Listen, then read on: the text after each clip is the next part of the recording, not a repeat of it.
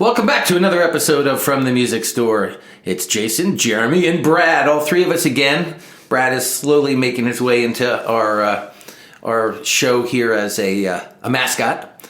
I think we're going to actually take votes pretty soon on like what animal or mythic creature we're going to make him dress up as during the show. Do I get a vote in that? Absolutely not. No vote for you. Okay. You know, it's interesting when it comes to music and like music instruments and stuff, there really isn't a mascot, is there? Even the like guitar brands and stuff, or drum brands, or microphones. The only one's Is there any like characters you can think of? Gator has their. So Gator is a case company, right? And they have like a little alligator head, but that's almost like corporate logo. It's not like a mascot, right? Warmouth aftermarket parts. They have a turtle. They have a turtle. Yeah. Because nothing says guitar parts like a turtle. That's right. That's like Dunlop, right? They have a turtle too. Well, there's a reason for that. Yeah. Oh, here we go. We're going to educate. I'm going to let Jeremy educate the audience writ large about what is the relationship between a guitar and a turtle. Yeah. Do you know, Brad? No. I think we're going to start dressing you up as a turtle then. So anybody who plays, or maybe I could tell you what, even if you don't play, but you have there's a pitch for the store.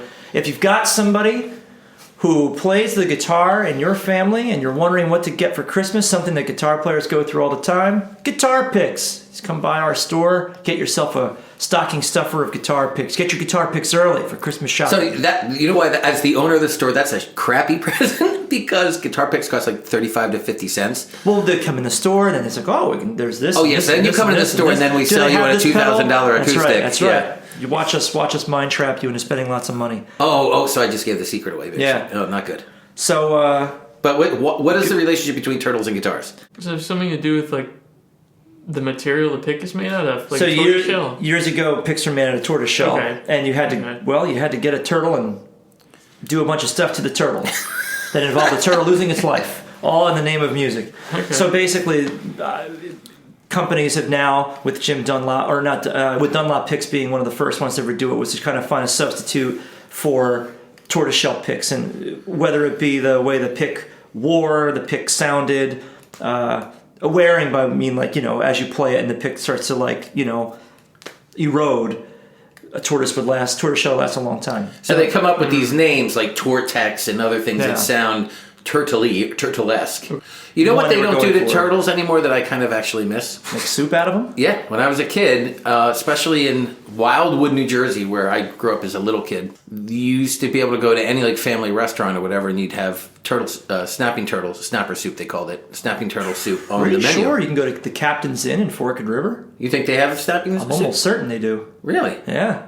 All right, well, somebody from the Captain's Inn might be listening. If so, call us at the music store here at Waterview Music and let us know if we can get snapping turtle soup. Well, you know what I'll do? The next time I go there, I'll give it a review on our show.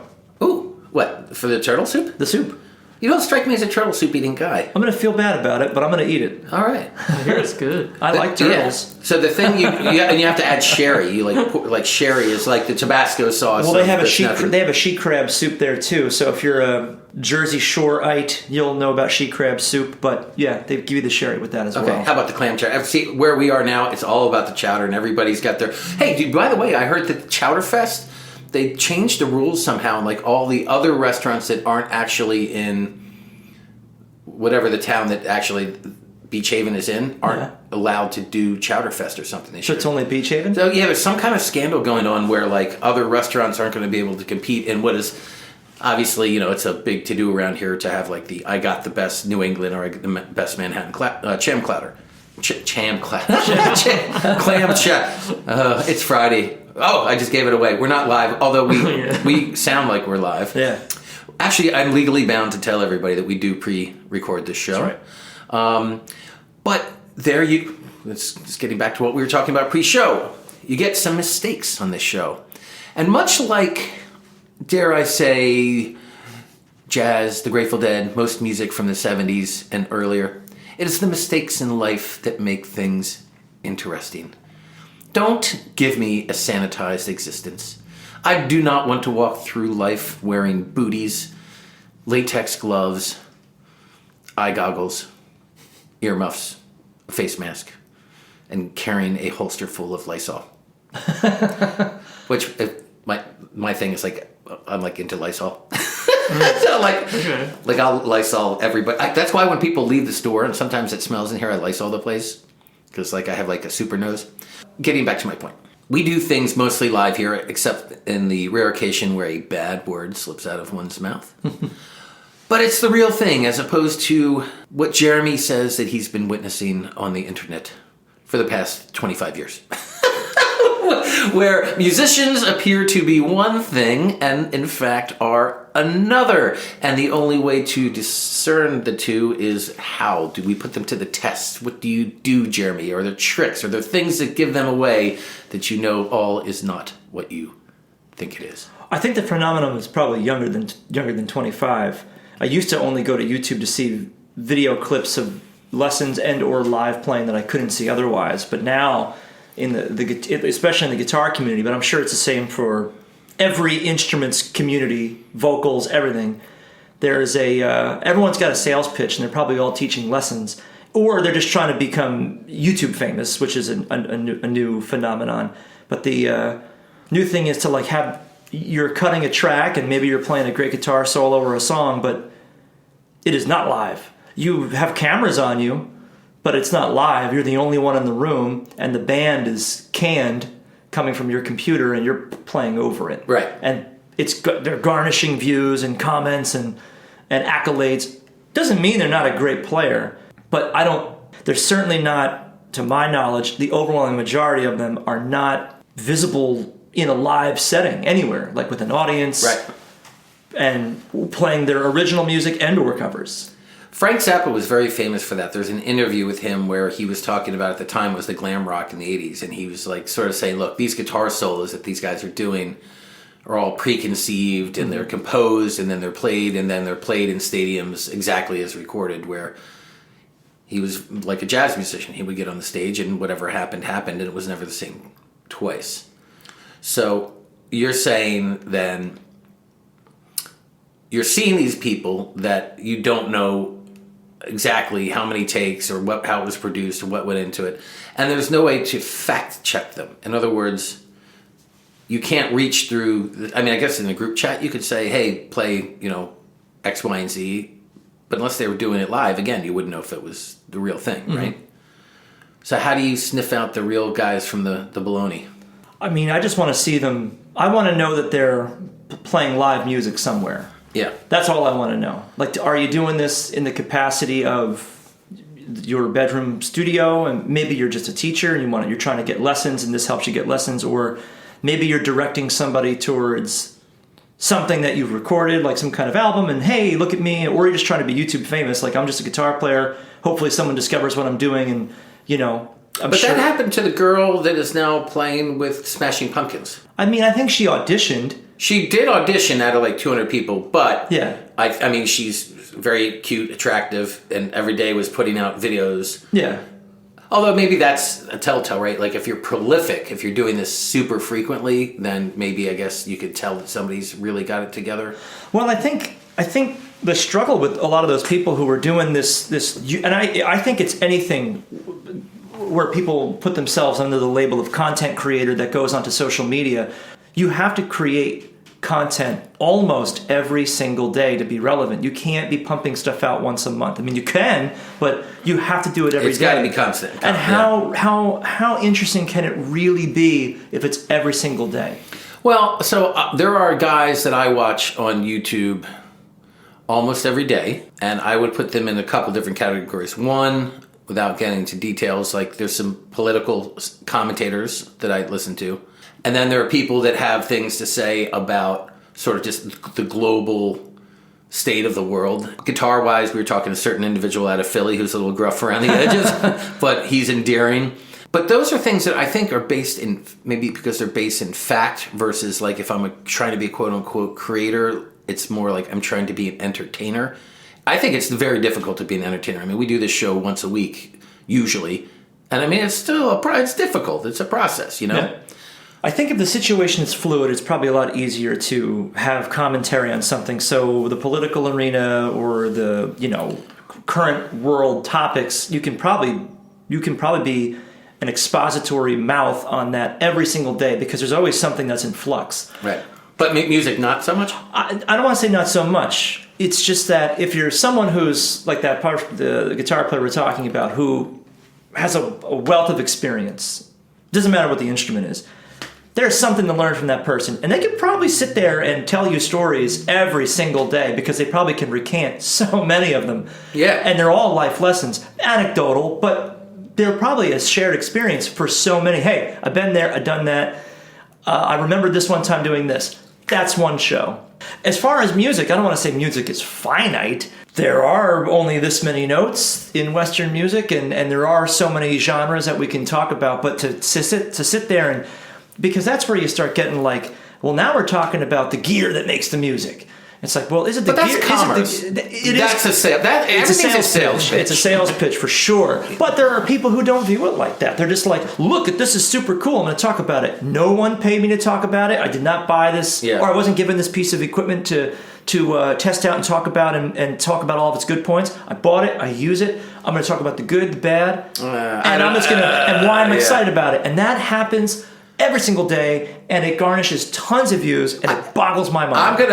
Brad, I think everybody's trying to sell you something. There's just no way some guy's doing videos every day, even though he didn't get the pedal for free or the guitar for free, he's still selling, everybody's selling something. He's getting something for free, Yeah. but he's going to talk about it, and he may have bought it, so he owns it, so he can say whatever he wants about it. But he's getting something. What's the Ben Affleck thing? Like, somebody's always closing. If it ain't you, it's them. That's right. Closing on you. That's right. Somebody's getting a kickback somewhere.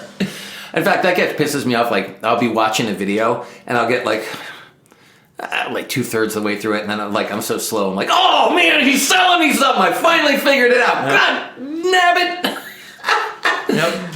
What do you think, Brad? Who's selling you? I mean, listen, I don't want to get too big picture here, but really, regardless of the content that you're taking in, the winners are always the advertisers on the videos. Yeah. And the company who's See, that's Brad being creating pragmatic, space for those right? advertisers. Oh no, I'm not trying to. It's almost like the content doesn't matter so much, but yeah, I don't want to get into. Well, I mean, so we're selling, right? Like, technically, we're doing this show because we want people in the community to know that, there's some cool guys working at Waterview Music in Barnegat that have some cool stories to tell and that kind of know what they're talking about. Or they sound like total idiots, one of the two. But convincing people, what we're talking about. Yeah, right, yeah. Well, to the point you made earlier about Frank Zappa's point, I think there's two different, to stay on topic, I think there are two different audiences that exist. You could be in both camps, so maybe the different things that you listen to, you're going to say, the experience I want is somewhat close to what I bought a while ago. So if I bought a record and I'm going to go see a live performance, maybe it's the nature of the beast. I want this to be somewhat that thing, only a little bit more grand, a little bit bigger sounding, but I don't want to have too many surprises. I want to go there and I want to sing along all the lyrics. That's one audience. And maybe that product that they're going to put on is very close to that. Then there's, and maybe you're in both camps, but then there's the audience that goes, I'm ready for an experience. I want the truth. Whatever their truth is. So are there wrong notes? I don't know. Because if you're going to sit there and watch somebody really stretch themselves, and maybe they're going to go through stuff that's premeditated, but they're also going to dig really deep, and you want to be part of the journey of watching them dig really deep. If that means you get a couple of flubs of notes here or there, it means the experience is real, and that's their truth, and you want to watch that, and you're up for that ebb and flow and all the hardships that come along with a live performance, then I'll say that maybe that's like to anybody out there in who doesn't know the lingo. We'll just put a couple bands to frame the context. The Grateful Dead. You're watching Jerry Garcia really go out there and do something. Maybe you're a Fish fan. Trey, the guitar player from Fish, is really going to push himself. Maybe it's a jazz performance where it's I was improv. just going to say, that's every week. That's my week. On Friday today, I'll come up with a list of songs with a new performer. And I'll have the next 3 or 4 days to learn them and send them out to all the other players. And we're going to get on the stage next Thursday night, like we did last night, and perform them. And there's no rehearsal. It is literally you're experiencing that. You're doing it live. And we're switching instruments, and like it's a real thing. So last night, actually, we had some great musicians, and we had an amazing performance. I'm going to make something up, but I think there could be some truth to this. It requires a humbleness and a lack of ego, I think, to play that type of music, whereas some of the videos that you had talked about in the beginning, I think are the polar opposite of that. Because it's almost like I'm producing it to a point because I can't show any mistake. It has to be perfection, and that's the point of the video. Yeah, like, so I'm going to put words in your mouth. Like, so on Thursday nights I do jazz things. I'm literally learning 12 new songs with a whole new band and coming up all in 1 week. But then Jeremy, and I'm just making this up, you know, you're out doing the Ray-Bon's gigs, and let's just say every week you're at a theater somewhere and you're doing the same show. Well, there's the difference between those two things is it's the experience, and there's one giant glaring thing that we have to remember here: the audience. That's exactly right. So Great answer. If the audience is going, I want the experience of watching somebody really dig deep and pull out something new and really stretch themselves. That's what I want. However, the other side of it is I want to be entertained by an entertainer. Did Frank Sinatra walk out there going, all right, guys, I'm reaching from the bottom today? No, that guy went out there knowing he had his stuff on lockdown, and that's what the people want to see. Or like the New York Philharmonic. You don't go to the New York. Hey, what does everybody want to hear today? Yeah.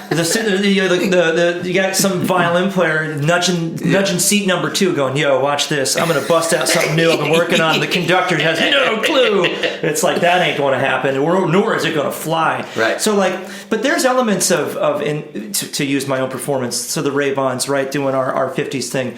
There's elements of improv. I have the ability to improv, so there are a couple moments in our show, I like to say, which freaks some people out in the band. I go, we ain't going to rehearse this one too hard. I'm leaving this one up to chance.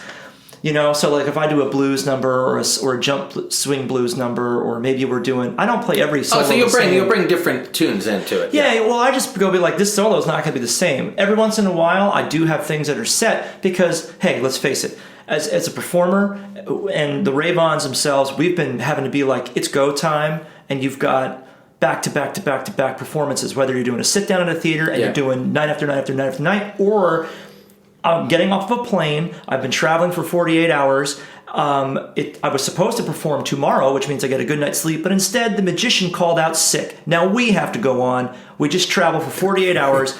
I need to know that the performance I'm going to do is set in stone. Right. If I can't work my improv muscle, I can't suck in front of these people. So I go ahead and I dial back to, here's what I have that's premeditated. I know it. I can nail it. As long as there's a smile on my face, no one's the wiser. It doesn't mean I'm not giving them an A+ performance. I am. But it's good to know that if I can't improv something, you're getting a tight show. Brad made a comment the other day about something. He was talking about getting down on the boardwalk and busking again. Yeah. Oh, yeah. But he's like, sometimes I'll just I'll put it on autoplay and he'll just do the same 3 songs over and over again. Oh, sure. But I'm like, well, okay, well, what are they? Why would they do them? But he had a very good point for why he was playing the same 3 songs over and over again. What about the ones that are making the big tips on the boardwalk? Well, the ones that the people, Jack Johnson, on the board, people like, that's a great song. He does it great. Do you like? But he'll do the same songs because people are like, oh, that's a great song. He does it really good. Here's some money. I just got some. It was fun. Yeah. So by the time they're out of earshot, he's at it again. The next people coming by. You ever get somebody walk down the boardwalk, turn around, come back, and then hear you still doing Jack Johnson? They go, wait a minute, give me my money back. Oh, that song had a lot more verses in it than I thought it did. He's still singing it. Ah, man. I didn't know you were doing a Bob Dylan song. So we've talked about your original music before on the show. When you go ahead, beyond doing your solo show, if you and when you do put it together a band, do you want the experience to be slightly different from what someone paid for on the record? Like, there's a solo in the live performance that didn't exist on the recording. Oh yeah, I mean, I don't have the chops of like a jazz player. Anybody in a specific style does. For me, it comes more from like an emotional place in terms of wherever I'm at. You know, the tempo can be slightly different. Some of these parts, okay, this time, this verse can be quieter for whatever reason, just feels different today, you know. I was a huge fan, still am, of Van Morrison.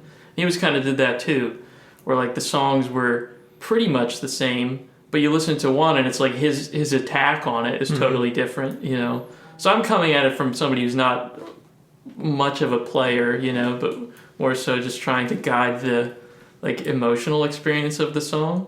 Well, that's what I mean. Like, oh, this section here we're gonna jam. Like I'm tossing. Someone's doing something different that we didn't do previously. You know. Yeah, I mean, I don't really have the chops for that, but if I'm playing with people who want to do that, I just try and keep up for sure. Quick little news stuff to recap. This is funny. I already know the answer to this question. Did you guys watch the VMAs? No. What's that? The Video Music Awards on Wednesday? No. Spoiler chance. alert, like Taylor Swift basically won everything. Okay, so there's that. Jersey boy, hometown favorite, John Bon Jovi. What can't that man do? I think at News Head today, in Nashville, he talked a apparently suicidal woman off of a bridge. Saw that. In Nashville. Yeah. Holy cow. You're just like, life isn't worth living. I'm just going to call it quits, this poor woman. I hope she... And then all of a sudden strolls up John Bon Jovi. And he's like, hey, girl. What do you do? You can't jump. John Bon Jovi comes up. You can't jump off a bridge. And he talked her down. And then she came off, and then the police showed up, and they're like, way to go, JBJ. Oh. So did you go up to her and be like, hey, it's your life. It's now or never. It's now or never. Yeah. He's like, I got someplace to be. I ain't going to live forever. I ain't going to live forever. You going to do it? Do it. Oh, that's so funny. Yeah, they were filming a music video, I think, from what I saw. Oh, that's how it went down? That's why he was there, yeah. They were filming a music video by that bridge, and So saw where was her. this, by the way? It was in California? Nashville. Oh, you said that already, Nashville. Okay. Okay, wow. Yeah. Wow, that's great. It's spectacular. And it's awesome. Justin Timberlake admitted to being a little tipsy and driving while under the influence today, I guess in his Hamptons arrest that he had a little while ago. Mm-hmm. So he pleaded guilty, and the thing about that story is, like, if you're like Justin Timberlake and you're going to tour, you're a big guy, we talked about this, like, why would you not have like a bodyguard and a driver so you could just do whatever the heck you want? Like, what are you driving around in the Hamptons for, you idiot? A couple other things to see. Noel Gallagher. Oh boy. Just sold one of his guitars just sold for $132,000, and I'm sure whoever bought it, he promptly berated them and started to insult them immediately, as seems to be his way. People are really psyched for that reunion. Brad included. Yes, we are. Yes, we are. Are you going? I will pay, when they announce the U.S. dates, I will pay any amount of money. You heard it here, folks. I will pay any amount of money to go to that show. You realize you work at a music store, though, so any amount of money isn't really a thing for you. I save a lot of money, okay, for this event. I don't mean to diminish your lifestyle or anything. There's a CD sitting somewhere at a bank that basically is just like Oasis reunion. Oh yeah, yeah. I'm going to see the 30th anniversary of the Blue album tonight. That's why I got my Weezer shirt. Oh, are you really? I'm going to Wells Fargo Center to go see Weezer tonight. Yeah, the door rang. Somebody's coming in, customer. This job would be great if it wasn't for all the customers. Yeah. Wait, what's that from? Clerks. That is Clerks, right, yeah. Talking about shows, going to see shows. Okay, so Brad is excited for Oasis. Oh, yeah. Are you going to be so bummed, like, if they break up the night that you actually show up at the venue? It could happen, you realize that. They might, like, happen, murder each other. But I don't think it will. I think there's too many years of that being, like, the easy option. Now there's so much to overcome that. Yeah. But who knows? But I have the feeling now they're on separate buses. They just walk onto the stage and then walk off and get their money. Yeah. So I don't know, but yeah, beyond excited. Do you know which guitar that was that sold? Not to. No, it was a blurb. Show, yeah, it was just a blurb. Those kinds of things are funny to me, man. Those kinds of feuds and stuff like that, especially theirs, always felt so silly to me. The same thing was with Jack Bruce and Ginger Baker with the Cream reunion. Yeah. Clapton was not sure how this was going to go. I'm like, you mean the piles of cash are not enough for you to get over whatever's going on? And apparently for some people, hopefully in the Oasis case it's not, so they continue to do their tour. A lot of people would be really stoked to see them. But if they do happen to fight, or if there is any kind of weird thing, Jack Bruce and Ginger Baker, Clapton gets on stage, they're getting ready to go. It's like first sound check, and Clapton is quoted as saying it was just like the 60s all over again. Ginger's back there going, the bass amp is too loud, and Jack Bruce starts setting to him. They start fighting. He goes, I don't even know if I can do this. Are you guys kidding me? He goes, we're about to... Do you know how many tickets are sold for this whole thing? We're old men. Stop it. Get over it. So, but when they're like that, it makes me think, man, this feud must be real. They can't get over whatever's going on. Speaking of old musicians, Dolly Parton. Oh boy, her again. She's just put out. Well, she did her rock album. Rock, that's right. Now she's putting out a cookbook. Yeah, it's true. Like you do. Yeah, like you do. Like when you don't want to tour anymore, you just do cookbooks. So she and her sister put out a cookbook called Good Looking Cooking. So what would be your I have enough money, Oasis money now, so now I'm going to do this. What would you do? Organic farming? Well, if it wasn't fixing guitars, I suppose. I mean, I told you in the past I was gonna go to school for culinary, so maybe I'll be having a cookbook. Do a cookbook. That's okay. We're gonna have to do a cookbook here called From the Music Store. The first page will be the Brad doing the appetizers. It will be Doritos with cheese sauce. Mine will have something to do with fried chicken and a bad bout of indigestion. Yeah, I don't know. Jeremy will have like his 2-day-old turkey sandwich with mayo on it. That's right. Yeah, jeez. Jeremy almost killed himself. His wife almost killed him today. Yesterday. His wife almost killed him, yeah. Yeah. She brought him to work with like a sandwich that had been sitting out on the counter all day long with mayo on it. Yeah, it sat overnight. We forgot to... In her defense, it was been a long... I'm sure somebody out there is probably going, why don't you make your own damn sandwich? Because my wife does it, so shut up. So, but the sandwich sat out all night long, and she put it in the fridge when she woke up, thinking maybe this will be okay. And then I get a text message, literally as I'm opening up my lunch. I go, oh, what's my wife saying to me? I have something to tell you, ... Next message, it's about your lunch. Now my eyebrow goes up. Okay. I left your sandwich out all night long on the counter. Sorry. Hope you didn't eat it. I thought you were going to say, like, the first text message was like, welcome to your new MetLife insurance policy. Just like, oh, boy. Well, you know, it's funny. Right after us, you're going to hear us close out the show as we are about to do, and then you're going to hear my daughters playing drums and doing the call out on the show. Yeah. And then immediately followed, I think it's the ICAM insurance guys or something. Nice. It's like this one guy with the insurance every time. But he's got, you can't help it. He's got this voice. He's got the insurance voice. You need insurance. So if you need guitars... Yeah, you come here to Waterview Music. Yeah, get your guitars. Actually, that's sneaky. Yeah. Out. Yeah. Hey, Brad. Yeah. Why don't you tell everybody goodbye? We'll see everybody next week, and we've got some. Oh, in closing, pretty exciting news. We are adding comedy to Waterview Cafe. So some of the area's leading comics, even some people who've been on TV and all that kind of stuff on Friday nights. We're going to do a comedy series. I'm so excited for that. It's going to be a lot of fun. So we're going to have some more to talk about in terms of, like, you think the music world is weird. Wait till we start talking about comedians. Oh, yeah. All right, Brad, what do you got to say for yourself? Not much to say for myself, but thanks, everybody, for listening. And thanks for letting me be a guest again. I appreciate it. No, you're a mascot. Oh, right. Remember, you have to dress up like a turtle next week. You can find this episode, as well as all past episodes, on FromTheMusicStore.com and wherever podcasts may be found. And we'll see you next Sunday night at 6. WBNJ.